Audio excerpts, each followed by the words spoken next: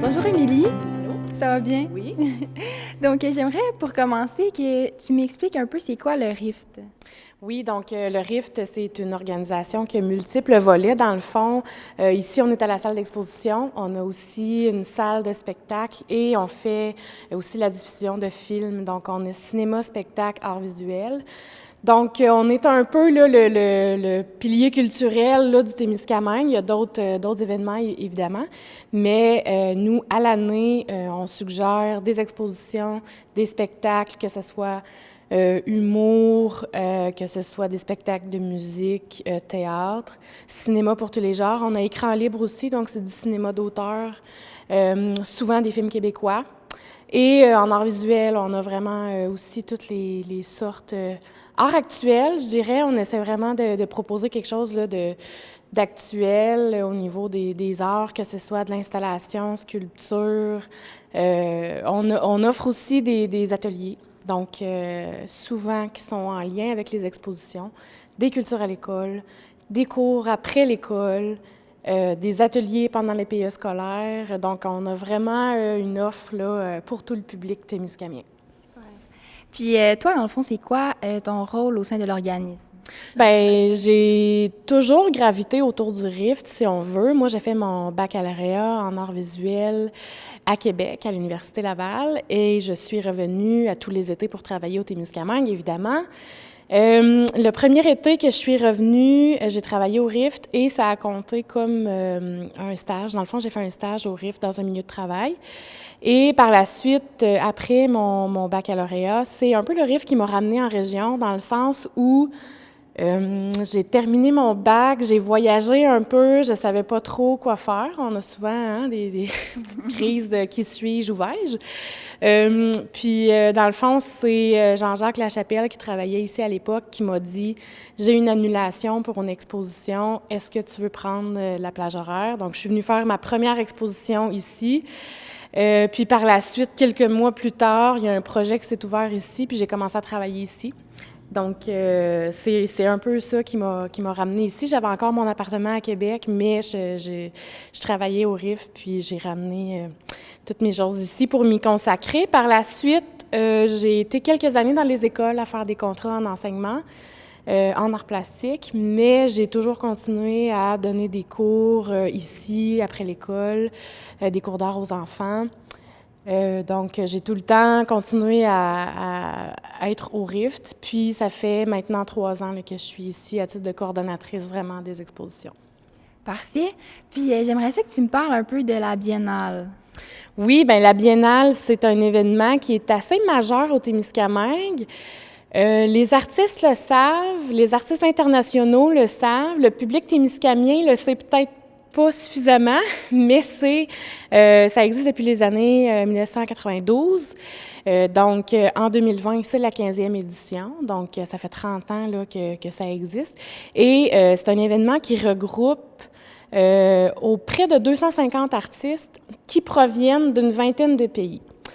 Donc, il y a des gens à travers le monde qui envoient des œuvres miniatures à Ville-Marie, qui connaissent pas le Canada, qui n'ont jamais mis les pieds ici, mais qui connaissent qu'à Ville-Marie, il y a un événement international en art contemporain. Et dans le fond, c'est un événement où chaque artiste doit continuer sa démarche habituelle, mais créer dans le format de 3 par 4 pouces. Donc, que ce soit en peinture, en estampe, en dessin, sculpture, ça ne doit pas dépasser le format de 3 par 4 pouces. Donc, c'est tout un autre défi aussi, dans le sens où il y a beaucoup d'artistes qui sont habitués de travailler en très grand format, qui, là, doivent poursuivre leur travail, leur réflexion habituelle, mais d'arriver à dire quelque chose d'aussi fort qu'à l'habitude, mais dans un format réduit. Donc, c'est vraiment un requestionnement de l'espace, puis c'est vraiment un défi qui est difficile pour l'avoir fait moi-même en tant qu'artiste. C'est vraiment de compacter un propos dans quelque chose de minuscule et que quand le spectateur le voit, il y a un rapport très intime aussi qui se crée parce que le spectateur doit s'approcher. Habituellement, une œuvre, on se recule pour regarder. Là, on doit s'approcher pour rentrer dans l'univers d'une petite chose. Donc, il y a vraiment quelque chose de magique là, qui se passe. Puis, quand la salle est installée avec les 400 œuvres, bien, c'est sûr que c'est impressionnant aussi de voir une salle remplie avec des cadres et des œuvres qui sont minuscules. Donc, c'est assez... ça a donné beaucoup les lettres de noblesse au Rift, là, si on veut, dans le sens où avant, c'était dans le sous-sol de l'école Frère Moffett, c'est là où était la galerie du Rift avant, qui s'appelait à l'époque la salle Augustin-Chénier. Et je pense que c'est ça qui a fait en sorte qu'on a la grande salle qu'on connaît aujourd'hui, parce que l'événement était tellement grand et tellement important au niveau des arts contemporains, au niveau du Québec, qu'on a décidé, dans le fond, qu'on méritait une salle digne de ce nom pour recevoir un événement d'envergure comme celui-là. Super. Puis dans le fond, tu disais tout à l'heure que ça fait quand même longtemps que tu es ici. Quand tu étais étudiante, qu'est-ce que tu dirais de l'évolution du RIF du passé, dans le fond, de quand tu as commencé à travailler ici à aujourd'hui? J'ai été ici à plusieurs étapes de ma vie, là. J'ai pas fait un long trait en continu. C'est sûr que le Rift change, le Rift s'adapte aussi à son milieu, s'adapte à ses différents partenaires. C'est sûr qu'on a toujours des défis au niveau du financement, évidemment. C'est toujours là notre cheval de bataille. Mais on essaie toujours d'aller de l'avant avec des nouvelles propositions. Puis on est vraiment ouvert aussi à développer des nouvelles choses. Il y a comme rien qui est impossible. On a des ressources. Si les profs ont une demande pour un atelier, ils peuvent nous contacter. Nous, on va créer quelque chose sur mesure pour eux aussi. Donc, je pense que le Rift est vraiment d'avant-garde. On essaie toujours là, de cibler quels sont les besoins du milieu puis d'y répondre parce que, dans le fond, on est un peu central à Ville-Marie. On essaie de se promener sur le territoire aussi, de pas toujours être à Ville-Marie. Donc, on se déplace dans les écoles. Donc, on a vraiment là, une ouverture là, sur le monde, je pense. Donc, j'aimerais savoir aussi, qu'est-ce qui te motive, toi, à travailler au RIF? Bien, c'est sûr que moi, j'ai étudié en art visuel, donc je baigne dans mon élément. Le fait que ce soit moi qui choisis les expositions qui vont être présentées dans la salle aussi, c'est très stimulant. Parce qu'on fait un appel de dossier à chaque année en janvier et on est l'Association des centres d'exposition en Abitibi-Témiscamingue. Donc, on est sur le même réseau que le Musée d'art de Rouen, Amos, Lasserre et Val-d'Or. Donc, on reçoit des artistes qui nous envoient des dossiers. On reçoit une centaine de dossiers. Donc, c'est un travail aussi de sélectionner des expositions qui vont parler aux gens du Témis. On laisse une place aux artistes de la région, évidemment, mais les expositions qu'on choisit, on veut que ça fasse écho chez les gens de chez nous parce qu'on veut que les gens viennent les voir et qu'ils ressentent quelque chose quand ils viennent les voir. Donc ça, c'est la partie qui est très stimulante là, de mon travail aussi. Puis ces artistes-là, souvent, qui partent d'ailleurs, par exemple des artistes de Montréal qui arrivent à Ville-Marie, savent pas trop à quoi s'attendre et souvent, peut-être qu'on a le préjugé que penser qu'en région, c'est moins, les salles sont moins accueillantes, mais souvent les artistes rentrent ici puis ils ont comme un coup de cœur parce qu'on a vraiment une belle salle, le plafond est tout ouvert, on a une grille d'éclairage, c'est super professionnel. Donc, c'est des expériences qui sont vraiment enrichissantes. L'artiste reste ici pendant la durée du montage et du vernissage, donc souvent, on le côtoie pendant 4 ou 5 jours. Il prend le temps de découvrir la région. J'ai des artistes qui reviennent juste parce qu'ils ont aimé la région. Donc, il y a quelque chose de très accueillant, je pense, qu'on a ici. Fait que c'est sûr que ça, pour moi, là, c'est du bonbon, là, puis de côtoyer ces artistes-là qui arrivent d'un autre milieu, qui ont une pratique artistique différente de la mienne, mais qui ont le même amour que moi pour les arts visuels, là, c'est vraiment enrichissant.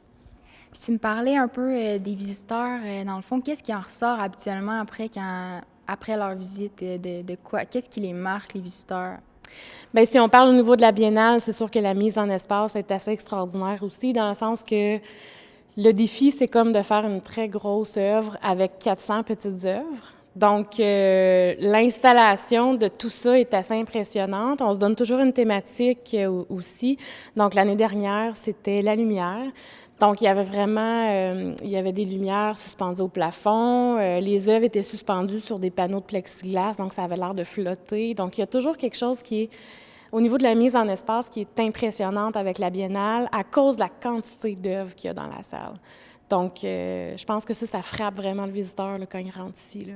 Parfait. Puis la structure de la visite, dans le fond, vous faites le tour ici. Comment ça fonctionne? Ça dépend de chaque visiteur, là. Moi, je m'adapte vraiment à ce que le visiteur veut.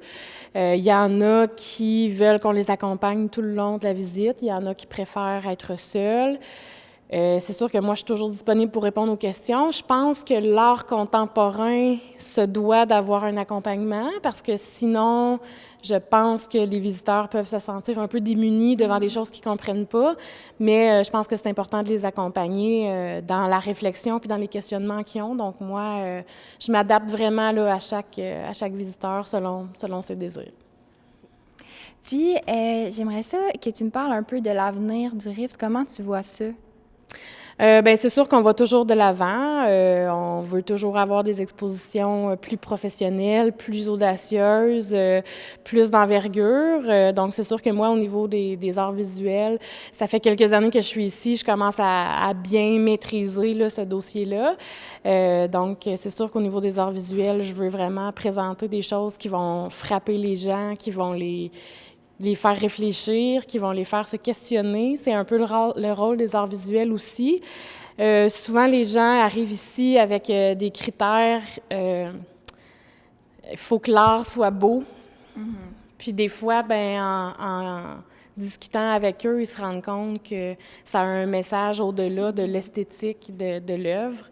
Donc ça, j'aime ça aussi, là, discuter de ça avec les gens pour que les gens aient envie de revenir, aient envie d'être confrontés à des choses un peu différentes qui les font se questionner. Donc, c'est là-dessus que je vais miser. Puis c'est sûr qu'on a toujours une mission aussi de démystifier les arts, donc de rendre ça accessible, de l'expliquer simplement pour que les gens apprécient leur expérience. C'est sûr que dans un futur où on rêverait là, de ce qu'on veut, j'aimerais ça qu'il y ait de l'art public partout dans Ville-Marie, des murales, des sculptures, qu'on s'étende sur tout le territoire. Mais bon, ça, c'est un rêve, là. Peut-être qu'on y arrivera un jour, mais pour le futur, en tout cas, on va toujours pousser de l'avant, c'est sûr. Pour ce segment, je suis accompagnée de Mathilde Manta. Bonjour Mathilde. Bonjour Sarah-Jeanne. Donc, j'aimerais que tu me parles de ton rôle au sein de la Galerie du Rift. Oui, en fait, je suis médiatrice culturelle. La médiation culturelle, en fait, ça consiste à faire le pont entre le monde des arts et la population.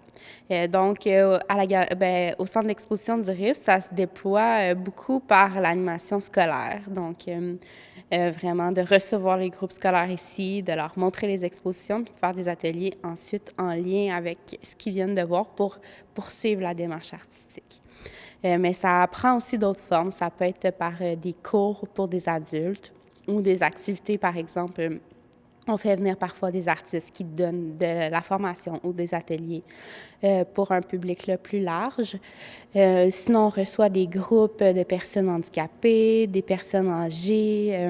Donc, c'est vraiment là, de diversifier nos publics là, pour vraiment que la population de Témiscamingue soit bien desservie là, dans tout le processus d'éducation artistique. Puis, j'aimerais savoir, Mathilde, toi, qu'est-ce qui te motive à travailler à la Galerie du Rift? Bien, en fait, le Rift, c'est intéressant parce qu'il se positionne vraiment au cœur de la vie culturelle du Témiscamingue, là, avec 3 volets artistiques qui est le théâtre, avec la salle de spectacle, le cinéma, puis la salle d'exposition. Donc, c'est vraiment intéressant de pouvoir travailler dans un lieu de diffusion artistique de cette ampleur-là là, sur notre territoire. Puis, est-ce que vous avez des partenariats avec l'Abitibi, des fois? En fait, il y a le réseau muséal de l'Abitibi-Témiscamingue dont on fait partie, que c'est un beau lieu de concertation pour voir un peu dans la région comment on organise comment on s'organise comme institution muséale pour justement pour être accessible aux familles, pour bien desservir notre territoire. Donc, c'est sûr que c'est un lieu de concertation qui est intéressant, qui nous permet justement d'aller chercher de l'expertise des autres réseaux, des autres centres muséales aussi, de voir qu'est-ce qu'on fait de différent, qu'est-ce qu'on fait qui se ressemble, de pouvoir partager sur nos pratiques. Donc, ça, c'est intéressant au niveau de la concertation régionale. Dans le fond, j'aimerais savoir qu'est-ce que vous offrez au RIFT comme activité culturelle? Bien, en fait, il y a un truc qu'on fait souvent, c'est des activités qu'on offre aux familles, souvent pendant les congés pédagogiques, pendant l'année scolaire. Les parents, des fois, ils cherchent des activités à faire avec leurs enfants. Donc, nous, on offre régulièrement dans ces plages horaires-là des activités de création pour toute la famille. Par exemple, cette année, on a fait une activité de sculpture de robots. Donc, les gens étaient invités avec les enfants à venir créer des petites figurines de robots avec plein d'objets électroniques qu'on avait récupérés. Où on a fait, pendant la semaine de relâche, on a fait 2 activités. On a fait de la sculpture sur glace à l'extérieur. On a fait un atelier de masques à l'intérieur. Donc, c'est des activités qu'on offre pendant les congés pour vraiment accommoder les familles qui ont du temps puis qui peuvent venir faire des activités de création à la Galerie du Rift. Sinon, le volet scolaire il est très important. Donc, on reçoit les groupes scolaires ici. Ils viennent visiter les expositions. On parle de ce qu'ils voient parce que des fois, les enfants, bien, ils n'ont pas toujours le bagage nécessaire pour interpréter, pour apprécier les œuvres d'art. Donc, nous, on les guide dans justement la visite pour qu'ils puissent observer les œuvres, puis de voir un peu quel sens ça fait pour eux. Puis nous, on les accompagne dans ce processus-là. Puis ensuite, ça, dans nos activités scolaires, c'est souvent accompagné d'une activité de création qui vient vraiment prolonger un peu la démarche de l'artiste. Donc, on prend un élément de ce qu'on retrouve dans la salle, puis on va poursuivre ça dans une exploration artistique, là. Ça se différencie à chaque exposition, fait que ça peut être en dessin, en sculpture, en peinture. Donc, on part vraiment d'un élément de l'exposition, puis on va travailler avec les enfants là, en création par la suite. Et aussi, ce qu'on fait, on fait des activités avec les bébés. Ça s'appelle les bébés barbouilles, puis c'est vraiment une exploration libre. C'est un premier contact avec l'art, donc on met des grandes feuilles de papier par terre avec des petits bacs de couleurs avec de la peinture comestible, puis les bébés sont invités à venir vraiment jouer dans la peinture. Donc, ils se barbouillent le corps, ils barbouillent les feuilles. Donc, c'est vraiment un premier contact avec l'art. Donc, c'est des activités qui fonctionnent assez bien, qu'on fait à peu près aux 3-4 mois. On a toujours beaucoup d'inscriptions. Les parents apprécient beaucoup de voir leurs enfants s'amuser dans la peinture, mais aussi pour les enfants, là, on l'offre pour 0 à 5 ans. Ça a quand même un impact là, de les immerger dans la création tôt dans leur développement. Là. Ça a des bénéfices pour la suite aussi. Tu sais, les enfants, plus tôt on est capable de leur transmettre un intérêt pour les arts, bien, plus ils ont des chances de s'intéresser à ça tout au long de leur développement, là, dans l'enfance, mais aussi dans leur vie d'adulte.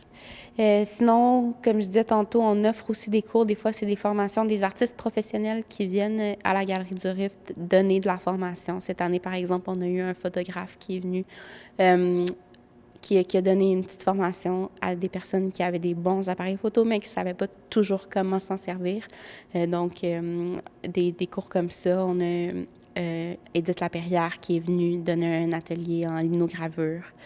Donc, ça, c'est des ateliers. Les gens peuvent s'inscrire quand on ouvre les inscriptions, en fait. Puis c'est vraiment pour justement soit professionnaliser nos artistes professionnels ou offrir de la formation à des gens qui ont de l'intérêt, mais qui n'ont pas toujours la technique. Donc là, on vient offrir de la formation à côté. Super. Puis, j'ai vu justement, il y a une exposition d'Émilie Bécoté. Pour toi, c'est quoi l'importance d'avoir des artistes régionaux ici? Bien, c'est sûr que c'est important pour le Rift d'avoir une belle un bel équilibre entre la présentation d'artistes d'ici, comme par exemple cet été, on a 3 artistes qui succèdent en résidence. Donc, on a Émilie Bécoté, effectivement, qui est de la région, on a Joanne Poitras, qui est originaire de Saint-Eugène, et Dominique Lafontaine, qui est originaire de Témiscamingue First Nation. Donc, ces 3 artistes-là, ils viennent créer sur le thème du territoire cet été à la Galerie du Rift. Donc là, on s'intéresse vraiment à la vision de nos artistes d'ici sur leur environnement. Donc ça, c'est vraiment important puis intéressant, justement, de voir comment les artistes d'ici, en fait, racontent leur territoire, puis comment, justement, quelles influences peuvent se ressembler ou diverger par rapport à leur vision, par rapport à leur démarche artistique, par rapport aux matériaux qu'ils utilisent. Là. C'est vraiment 3 expositions qui sont complètement différentes, avec un thème qui est commun. Donc ça, c'est intéressant. Puis c'est sûr que oui, ça fait partie de la mission du Rift, de montrer le travail de nos artistes locaux. On a aussi quand même la préoccupation de présenter à la population des artistes qui sont professionnels, qui viennent d'un peu partout pour voir aussi qu'est-ce qui se fait ailleurs. C'est important pour nous de s'ouvrir sur le monde artistique de partout au Québec, même de l'extérieur des frontières du Québec. Donc, oui, on a la préoccupation de montrer le travail de nos artistes, mais aussi de montrer à la population qu'est-ce qui se fait ailleurs, puis de pouvoir justement varier les styles, varier les techniques. On a reçu une super artiste de Rimouski cette année, Ito Laila Lefrançois, qui fait des sculptures, mais vraiment majestueuses, vraiment impressionnantes. Donc, de pouvoir présenter ces artistes-là aussi à notre public, c'est vraiment riche puis important de venir. On a une grande salle qui permet ça, qui permet de faire venir des artistes d'ailleurs pour présenter leur travail ici. Fait on a vraiment, c'est ça, le souci de faire cohabiter les deux. Super. Puis justement, tu me parlais des autres galeries d'art au Québec. Qu'est-ce qu'il y a de différent ici? Dans le fond, en quoi la Galerie du Rift, elle est unique des autres galeries? Bien, c'est sûr que, écoute, on a un bel espace. Ça se traduit beaucoup comme ça, mais ça se traduit aussi par le fait que, bien, on est au Témiscamingue. Je pense que c'est un service qui est essentiel. Je pense que c'est vraiment important d'avoir ce lieu de diffusion-là. C'est sûr que la médiation culturelle, c'est là peut-être qui est intéressante puis elle est importante parce qu'on n'a pas toujours une population comme dans les grands centres. Disons qu'il y a déjà peut-être je sais pas, tu sais, il y a une communauté peut-être artistique qui est plus grande pour faire vivre les musées et les centres d'exposition, alors qu'ici, ben, il faut vraiment justement aller chercher notre population, les intéresser aux œuvres d'art, puis à ce qu'on présente. Donc, la médiation culturelle, particulièrement peut-être dans les petites régions, dans les petites communautés, c'est important parce qu'il n'y a pas justement toute cette communauté artistique-là, comme il peut y avoir, par exemple, à Montréal ou même juste à Rouen. C'est un contexte qui est différent parce que l'université, avec des artistes qui sont professionnels, des étudiants, donc ça crée toute une effervescence artistique autour des centres d'exposition. Mais ici, il y en a des artistes professionnels ou une petite communauté, mais quand même assez marginale. Donc, il faut vraiment aller voir la population.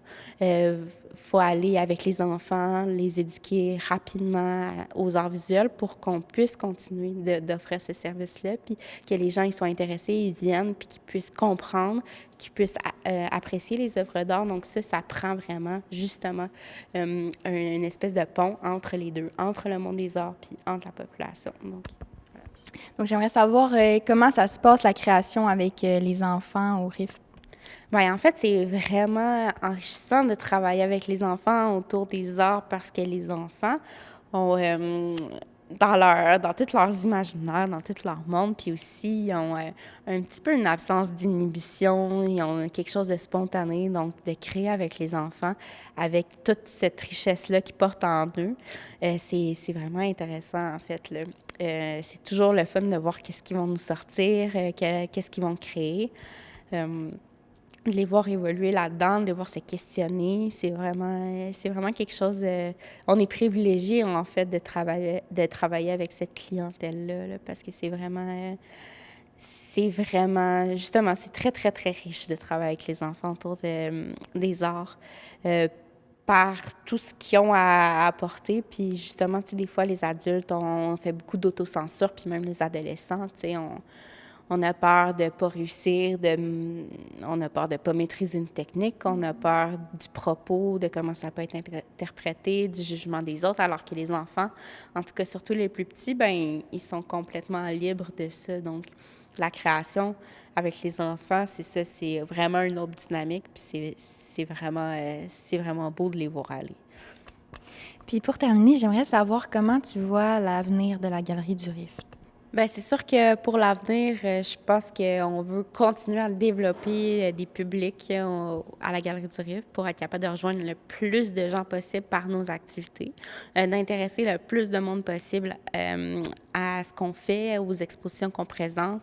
Souvent, nos expositions sont super intéressantes, puis les gens, des fois, ils sont un peu peureux, puis ils savent pas si ils ont l'impression qu'ils vont pas comprendre les expositions, ou ils savent même pas qu'on a des expositions.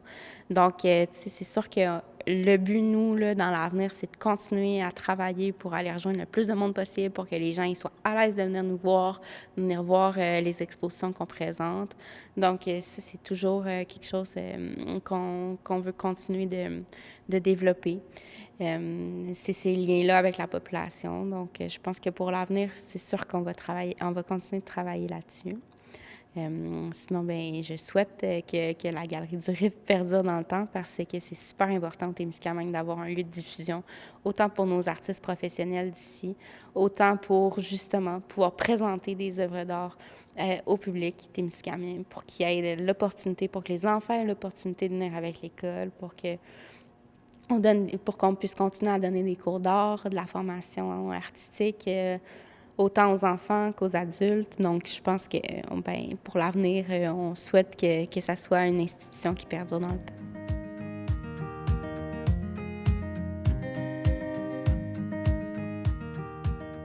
Pour ce segment, je suis accompagnée de Réal Couture. Bonjour Réal. Bonjour.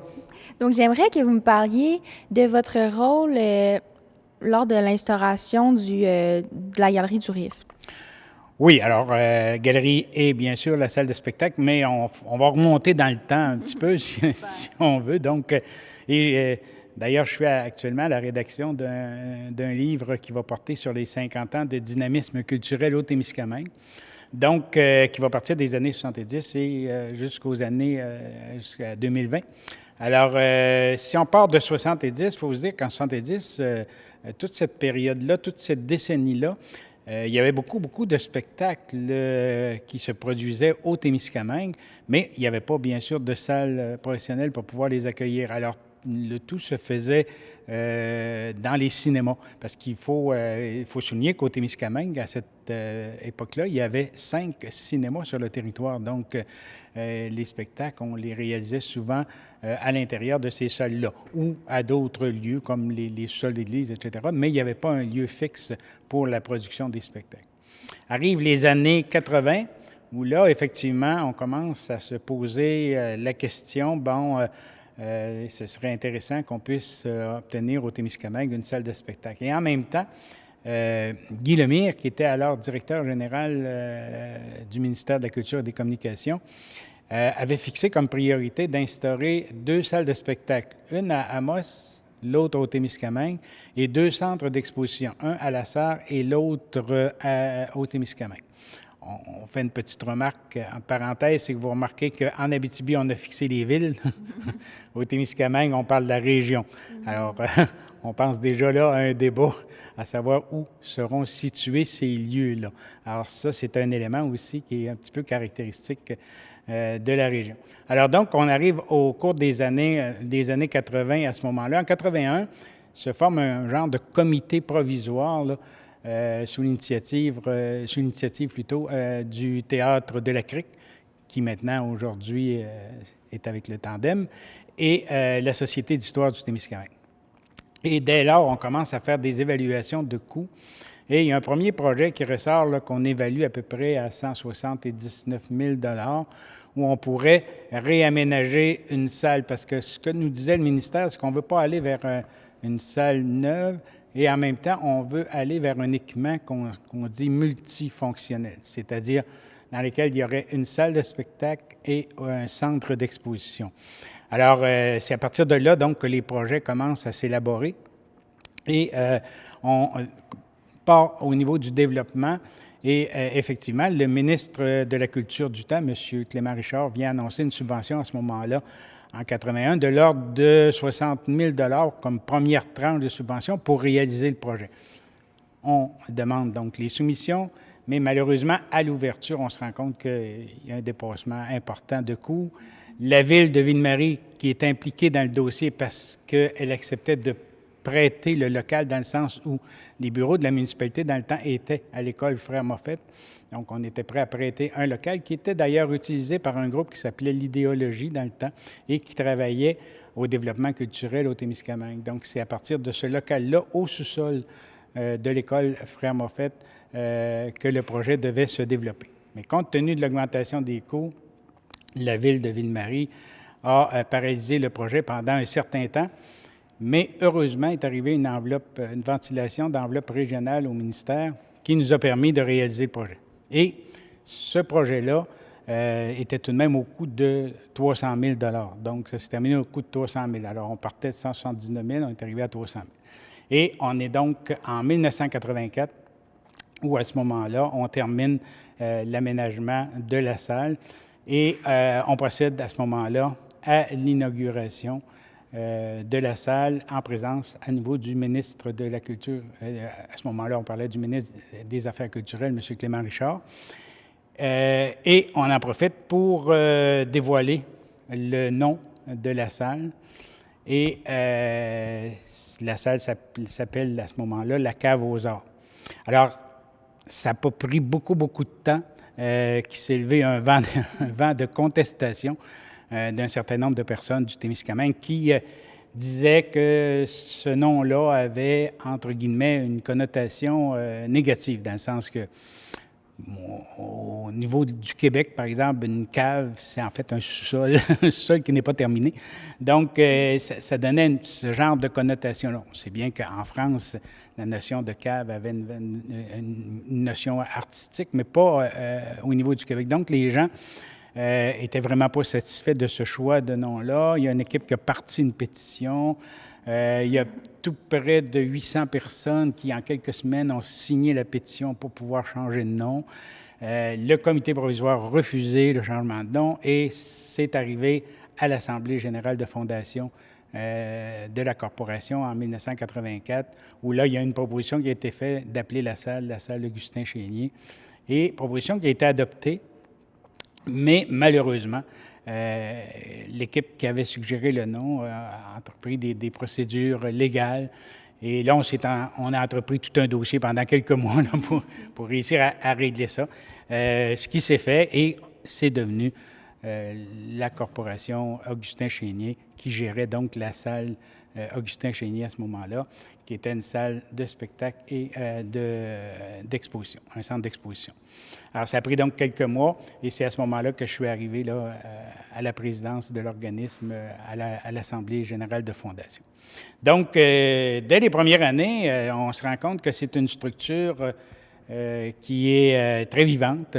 Dès la première année, plus de 35 activités. On accueille près de 7000 personnes au niveau des activités, que ce soit en spectacle ou en exposition. Donc, ça, cette dynamique-là est créée et on sent qu'il y a une belle collaboration. Il faut se dire qu'à côté de ça, parallèlement à ça, parce que la salle, à ce moment-là, a une capacité d'une centaine de personnes. Donc, il faut dire que parallèlement à ça, il y a un organisme qui est très, très dynamique du côté de Notre-Dame-du-Nord, qui était antérieurement le comité de loisirs, mais qui est devenu Spectem, qui, eux, bénévolement, produisent des spectacles là, de plus grande envergure. Donc, un spectacle à 300, 400, 500 personnes. Donc, c'est Spectem donc, qui a la responsabilité d'organiser, de produire ce genre de spectacle-là, alors que dans la petite salle, donc, on est avec des spectacles de moins grande envergure et on maintient surtout, bien sûr, des expositions. Mais, comme dans tous ces genres de projets-là, la situation financière est très précaire, c'est très difficile, il n'y a pas de subventions récurrentes, alors on doit continuellement être à la recherche de financement. Si on veut avoir une ressource à plein temps, on ne peut pas laisser gérer ça continuellement par des bénévoles si on veut assurer une dynamique, là, une vie, un développement au niveau de la salle comme telle. Alors, recherche de subventions, recherche de financement qui nous prend bon nombre de temps et d'énergie. Et en 85, à ce moment-là, on décide de déposer une demande d'accréditation comme centre d'exposition au ministère de la Culture et des Communications à ce moment-là. Mais il y a un moratoire au niveau des accréditations au Québec et aucun centre n'est accrédité. Donc, bien sûr, la demande est refusée. Et c'est en 87, à ce moment-là, où on se reprend par le biais du sommet socio-économique de l'Abitibi-Témiscamingue, où on profite d'interventions politiques pour réitérer notre demande d'accréditation. Et lors du sommet, cette demande-là est acceptée. Donc, le centre d'exposition est accrédité, de même que celui de la Sarre. Donc, 2 centres qui sont accrédités, mais par le biais d'un sommet socio-économique et non par le biais de la filière normale. Et cette accréditation-là, bien sûr, apporte une aide financière de l'ordre de 32 500 $ qui est récurrente. Si, bien sûr, on répond aux critères d'évaluation qui doivent se faire. Ce que ça soulève au départ, c'est de dire, bon, c'est très bien, on est accrédité, on a maintenant des fonds, mais l'accréditation est pour un centre d'exposition 12 mois par année. Mais on se rappelle que la salle a une multifonction, c'est-à-dire qu'elle doit faire aussi des spectacles. Donc, comment arriver à gérer ça? Et c'est là qu'on fera les premières confrontations, bien sûr. Quand on a les premières évaluations, c'est clair que les gens disent, bien, écoutez, il y a du théâtre l'été. Et c'est un petit peu bizarre parce que faut raconter que la première évaluation, les gens du ministère de la Culture sont venus, et ce sont les gens en art visuel. Il faut savoir qu'au niveau du ministère, les gens fonctionnent beaucoup en silo. C'est-à-dire, il y a des gens qui travaillent en art visuel qui ne parlent pas aux gens qui travaillent en art de la scène. Et les gens sont arrivés pour faire l'évaluation du centre d'exposition en été, alors que c'était le théâtre d'été. Donc, on a dû réagir. Et faut souligner, c'est une belle occasion de le faire, que régulièrement, après, nos dossiers, on les faisait développer, on les faisait approuver et on réglait souvent les problèmes par le biais de la politique. On n'avait pas le choix. Hein. Étant un petit milieu rural, il fallait que les gens, les fonctionnaires comprennent que si on voulait maintenir une dynamique culturelle dans un milieu comme le nôtre, il fallait effectivement regrouper les services. Alors, c'est un peu la démarche qu'on a régulièrement dû faire à l'intérieur de notre processus. Donc, on est accrédité, ça fonctionne très bien, mais dès les années 89, là, on commence à se poser la question en disant, bon, c'est bien, mais c'est beaucoup trop petit. La salle est beaucoup trop petite. Et deuxièmement, l'autre problématique, c'est que de plus en plus, le centre d'exposition ne répond plus aux normes muséologiques du Québec et on met en péril à ce moment-là toute la question de l'accréditation. Alors, il faut, à un moment donné, déjà penser à réagir à cette situation-là. Alors, au cours des années 90, on commence déjà à faire tout un processus d'évaluation.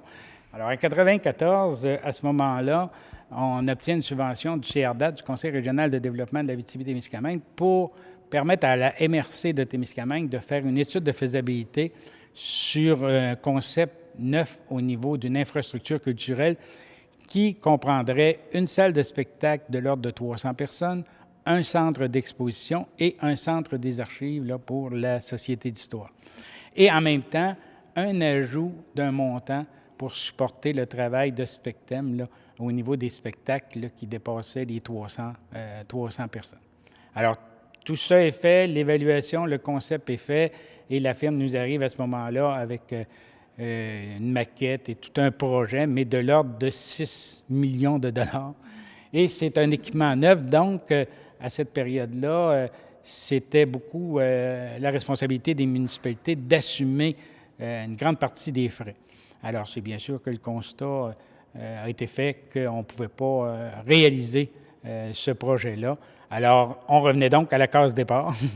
Et en même temps, comme je le signalais, la problématique du centre d'exposition était là. Alors, en 1994, à ce moment-là, le travail commence à se se développer autour de ce concept-là. Les efforts du conseil d'administration sont mis beaucoup pour la relocalisation. Et à ce moment-là, on parle bien sûr de relocalisation parce que là, au ministère, si on relocalise, si on fait simplement de la rénovation, on peut obtenir la majorité des subventions, alors ce qui aide les petites collectivités à ce moment-là. Alors, à partir de là, il y a l'ancien garage du ministère des Transports qui est disponible et les gens se sont dit, bien, pourquoi pas réaménager ce garage-là et en faire un centre d'exposition moderne qui répondrait aux normes muséologiques. Alors là aussi, le processus donc s'enclenche. Il faut trouver les subventions nécessaires pour être capable de réaliser le projet. Tout ça est mis en branle. Donc, ces années 98-99, enfin, on réussit à réaliser le centre d'exposition. Et en 99 novembre, je pense, 99, il y a plus de 250 personnes qui assistent à un premier vernissage dans le centre d'exposition où on est présentement. Et les gens sont très, très surpris de la qualité du centre. Et en même temps, donc, l'inauguration se fera quelques mois plus tard, là, au début de l'an 2000.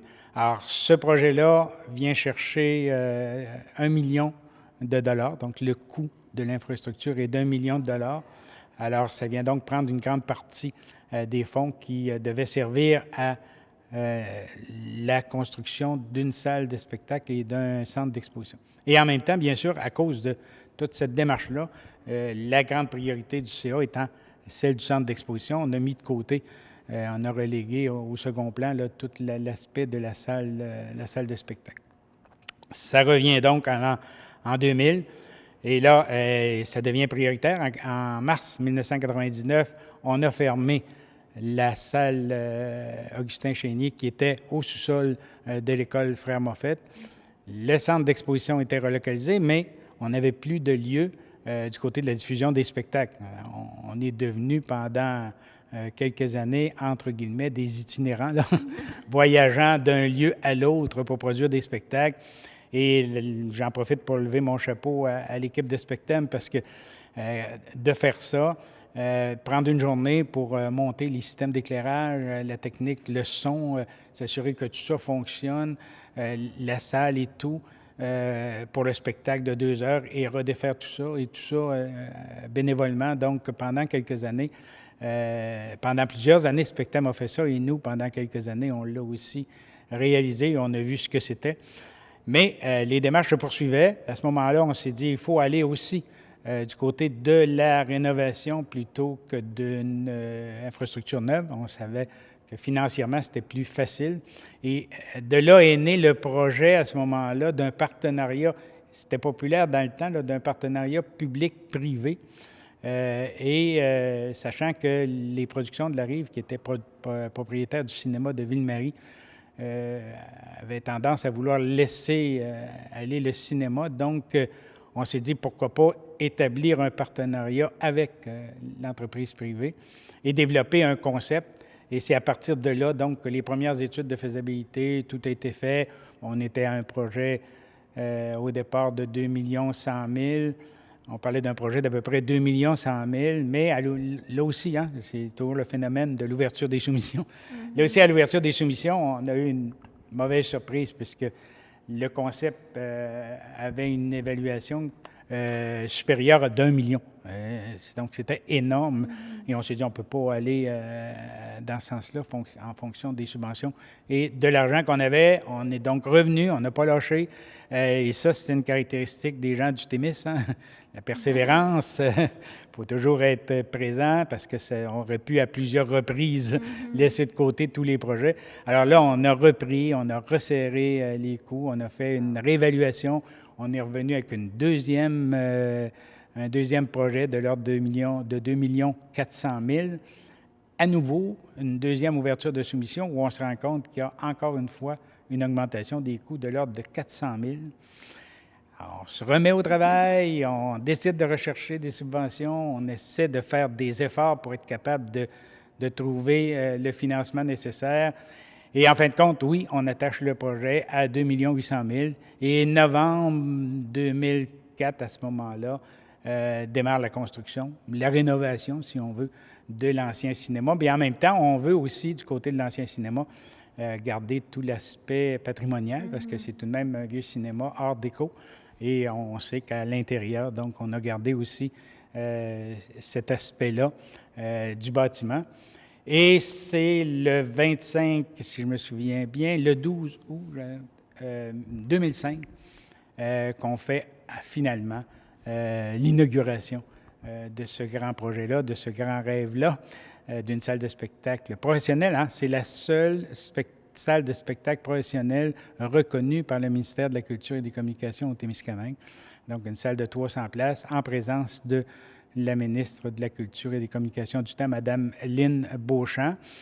Et donc là, maintenant, la corporation Augustin Chénier doit gérer 2 bâtiments, et le centre d'exposition et maintenant le théâtre du Rift. Alors encore là, toujours le même principe, la situation financière n'est jamais facile. Et il faut souligner aussi, c'est important, qu'au niveau du Témiscamingue, on a une fonction, une façon originale de faire la gestion de nos équipements culturels. C'est un organisme à but non lucratif qui gère les équipements culturels, alors que dans bon nombre d'endroits au Québec, ce sont les municipalités qui ont cette responsabilité-là.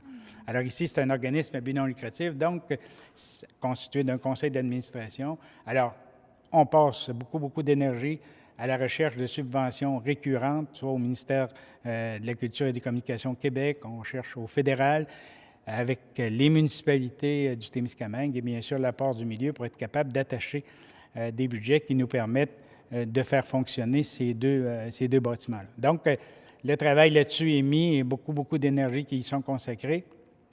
Mais entre-temps, on se rend compte que le fameux partenariat public-privé, c'est difficile. On n'a pas les mêmes orientations, on n'a pas la même mission. Il faut souligner aussi que pendant la construction, il y a un travail important qui a été fait parce que vu qu'on était 2 organismes, un privé et public, il fallait établir ce qu'on appelle un bail amphithéotique où les productions de la rive léguaient le cinéma pendant 20 ans à la corporation Augustin Chénier au niveau de sa gestion et en même temps qu'on devait développer aussi un protocole d'entente là, sur le fonctionnement quotidien. Et c'est là qu'à un moment donné, nos 2 missions étant très différentes, c'était souvent très difficile la collaboration entre les deux organismes, ce qui fait qu'à un moment donné, le conseil d'administration a dit qu'il faut reprendre en main l'ensemble des infrastructures et les gérer nous-mêmes. Et c'est là qu'on a, à ce moment-là, organisé une grande campagne de financement au Témiscamingue qui s'appelait la Ruée vers l'or, qui a été un grand succès. Et avec l'aide de quelques prêts privés, la corporation a pu racheter le cinéma et en devenir propriétaire. Donc, c'est à partir de ce moment-là, au cours des années après 2005, 2007, 2008, que toute cette démarche-là s'est entreprise peut-être un petit peu plus tard, mais c'est dans ce créneau de temps-là où toutes ces démarches-là se sont entreprises pour qu'on soit les propriétaires à ce moment-là du cinéma. Alors, là maintenant, la corporation avait 3 missions. Celle du centre d'exposition, celle des arts de la scène au spectacle et s'ajoutait maintenant celui du cinéma, la diffusion du cinéma au Témiscamingue. Donc, encore là, ça a amené aussi des difficultés financières et tout ce chambardement-là a effectivement placé la corporation Augustin Chénier dans une situation financière très précaire. Au cours des années 2010 et 2015, là, à ce moment-là, il y a eu tout un travail de restructuration qui a dû être fait, tant au niveau du resserrement des équipes d'employés, tant au niveau de la programmation et tout, pour qu'on puisse restabiliser la situation financière de l'organisme et s'assurer de maintenir les services au Témiscamingue. Donc, encore là, une étape qui était difficile, mais si on suit tout le cheminement qu'on a fait, régulièrement, la situation financière de l'organisme était difficile. Bon, on réussit toujours à s'en tirer, mais il y a toujours des interventions, des fois, d'ordre politique qu'il faut faire pour être capable de maintenir la survie de l'organisme. Aujourd'hui, à mon sens, on peut dire qu'il y a une belle stabilité d'établi. Du côté du centre d'exposition, il y a de très belles expositions, une équipe qui est dynamique. Du côté du théâtre, du Rift, on voit la programmation des spectacles de saison en saison, hein, avec souvent beaucoup de spectacles à guichet fermé et une belle diversité du côté du cinéma aussi. Alors, tout ça, donc, fait que faut déjà commencer à se poser la question, hein, si on fait le cycle, rappelons-nous, quand on parlait de 84, 99, on a fermé les premières salles, 15 ans. Alors, si on se situe dans le temps, en 2020, on sera donc au 15e anniversaire du théâtre du Rift. Alors, je pense qu'il faut qu'on réfléchisse sur l'avenir aussi au niveau culturel de nos infrastructures. Sont-elles encore viables? Est-ce qu'on doit travailler à l'amélioration? Parce qu'il faut savoir donc, quand on est arrivé en 85 avec une nouvelle salle, ça avait pris tout près de 15 ans. Donc, si on commence tout de suite à y réfléchir, ça peut aussi être un peu long en termes de processus, mais je pense que l'organisme est en train là, de travailler à la planification stratégique et je pense que ces questions-là vont sûrement être posées et vont porter sur cette réflexion-là, entre autres. Voilà, alors ça fait donc rapidement là, un tour d'horizon de près de 50 ans là, de vie culturelle au Témiscamingue, mais axé sur les lieux de diffusion, que sont le centre d'exposition, la galerie du Rift, le théâtre du Rift et le cinéma, bien sûr. Super. Mais j'aimerais savoir, Réal, pour vous, c'est quoi l'importance? Mais, vous avez travaillé quand même longtemps justement dans le processus de création du Rift. Donc, pour vous, qu'est-ce que ça a fait de voir que le Rift, c'est un site culturel important dans le circuit touristique du Témiscamingue? Oui, circuit touristique, mais aussi beaucoup plus, à mon sens, pour la population du Témiscamingue. La population du Témiscamingue, même si on est un petit milieu rural, a droit, comme partout ailleurs, à des services culturels de qualité. Et l'arrivée de ces infrastructures-là permet ce genre de service-là.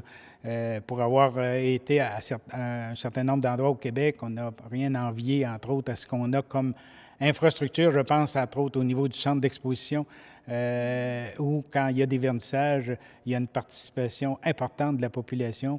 Et on le voit dans les programmations du Théâtre du Rift aussi, où souvent des spectacles sont à guichet fermé. Donc, la population du Témiscamingue est présente aux événements organisés au niveau culturel. Alors, ça démontre que ces équipements-là étaient essentiels et qu'on n'a pas construit des éléphants blancs, mais on a construit effectivement des infrastructures qui servent la population du Témiscamingue et bien sûr qui peuvent aussi servir toute la partie touristique.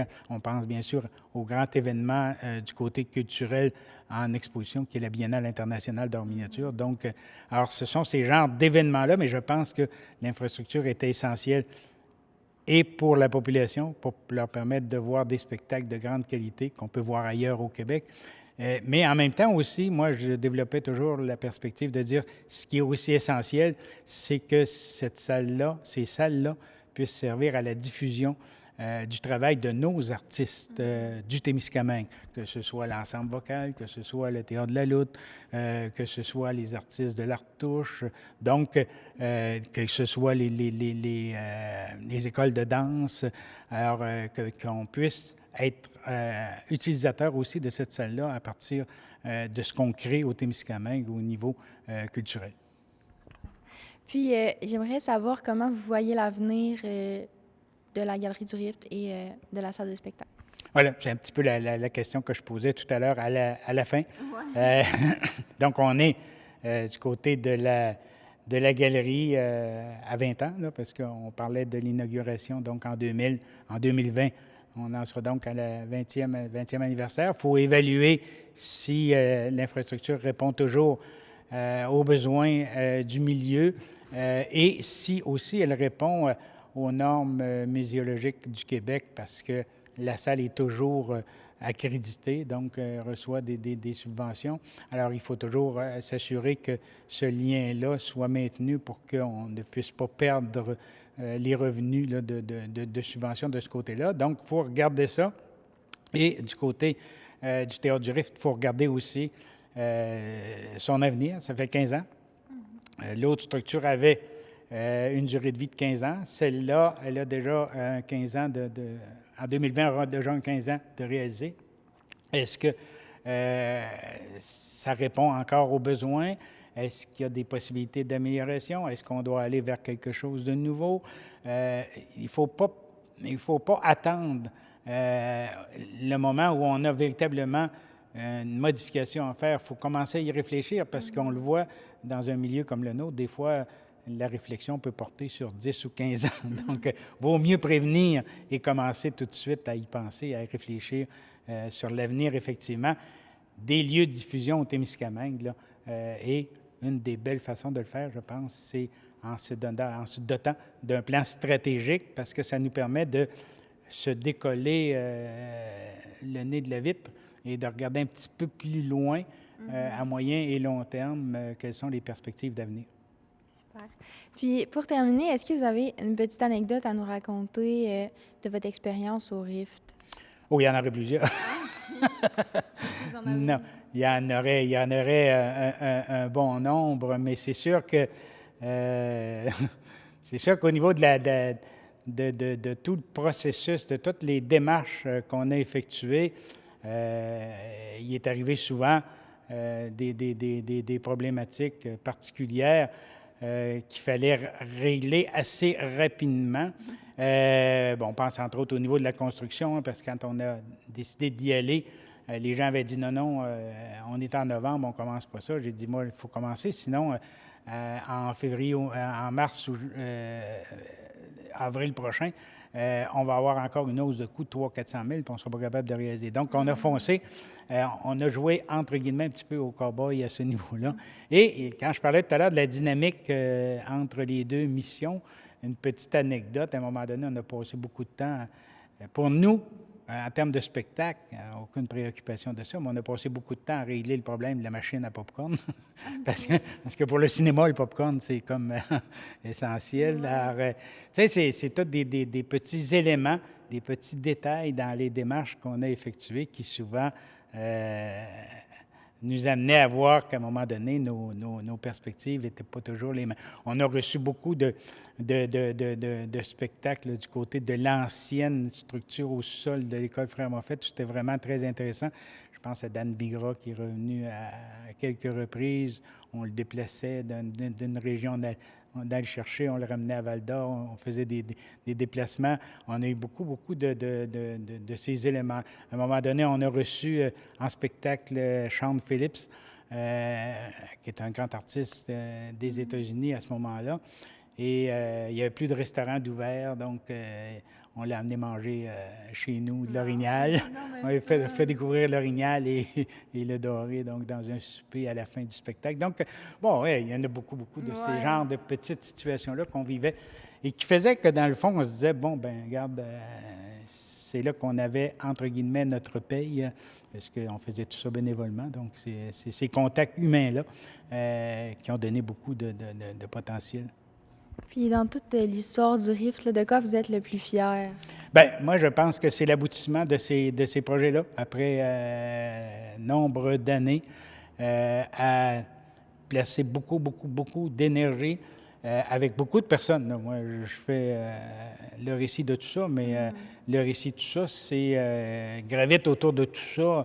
Des équipes de bénévoles qui ont donné énormément d'énergie. Je pense à la Biennale internationale d'art miniature. S'il n'y avait pas des équipes de bénévoles, ça n'existerait pas. Alors, il y a toute cette dynamique-là au niveau de la population, tant leur présence au niveau des activités culturelles que leur présence aussi quand on a besoin au niveau bénévolat. Alors ça, pour moi, c'est important. Et en même temps, ça démontre que ce sont des outils qui étaient essentiels ici et que ce n'est pas parce qu'on est une petite région rurale qu'on n'a pas droit à ces services-là. On y a droit comme partout ailleurs, mais souvent, comme je le signalais aussi, ça prend une certaine persévérance pour y arriver, mais je pense qu'on a cette caractéristique-là au Témiscamingue.